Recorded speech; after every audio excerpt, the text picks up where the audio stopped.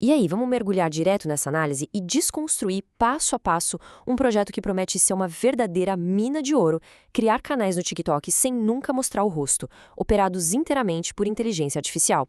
É basicamente uma linha de montagem criada para viralizar.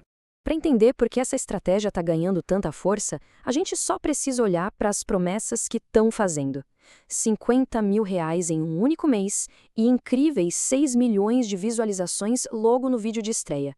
É aquele tipo de crescimento insano que antes levava anos de trabalho e agora dizem que dá para conseguir em questão de semanas. Isso nos leva a um roteiro bem claro, de 5 partes, que a gente vai dissecar agora. Primeiro, o fenômeno viral sem rosto. Depois, hackeando o roteiro.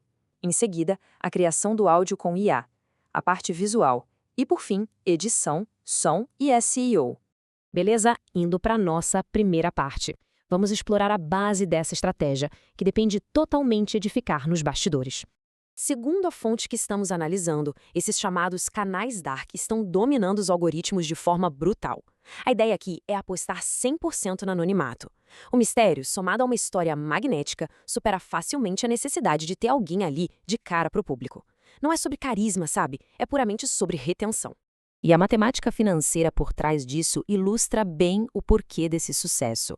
Com uma média de R$ 1 a R$ 2 por 1.000 visualizações, um único vídeo que viraliza gera um retorno altíssimo. E a grande alegação é que esse dinheiro pode ser feito com vídeos que levam menos de 15 minutos para ficarem prontos, tudo graças à automação.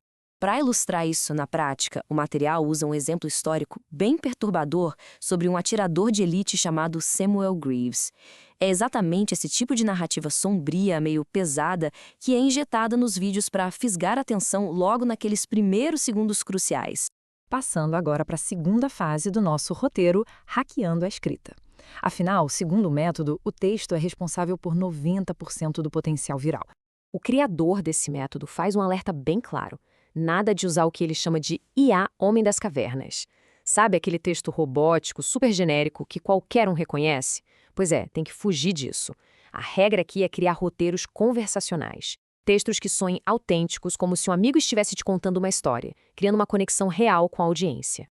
Então, o pulo do gato é esse exato processo de 3 passos. A ideia não é inventar a roda, mas clonar uma estrutura que já provou funcionar. A gente pega o texto original de um viral, joga no chat GPT para reescrever e evitar plágio, e depois limpa o documento para facilitar a locução.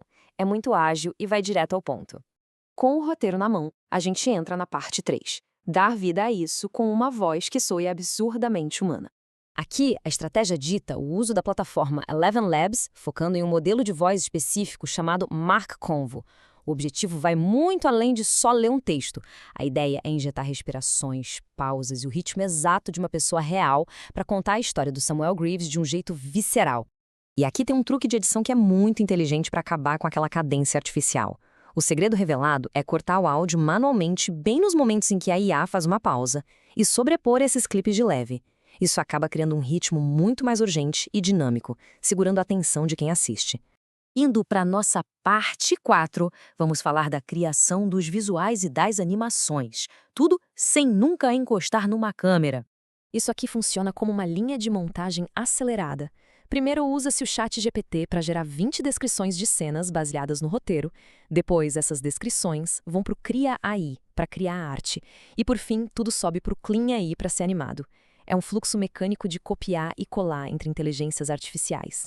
A formatação dessa parte visual é estritamente inegociável.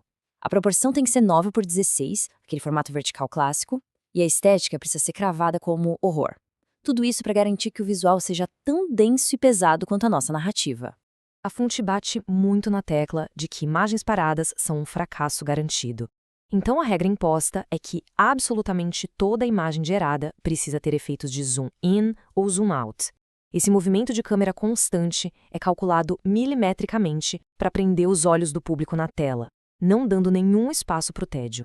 Chegamos à nossa quinta e última sessão, onde todos esses pedaços isolados de IA se juntam lá no software de edição.